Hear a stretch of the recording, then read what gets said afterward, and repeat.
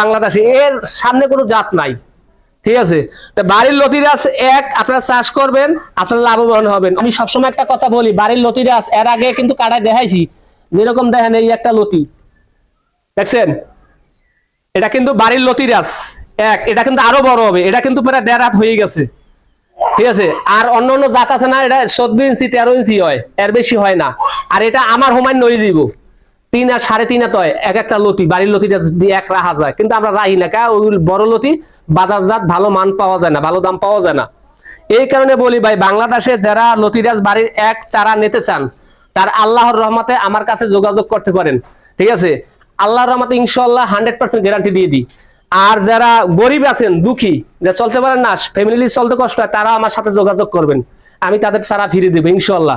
চলার মতো আপনাদের লাইন গার্ড আমি করে দেবো। তো কথা আর বাড়াবো না, এই বন্ধু রইল। আসসালামু আলাইকুম, আল্লাহ হাফেজ।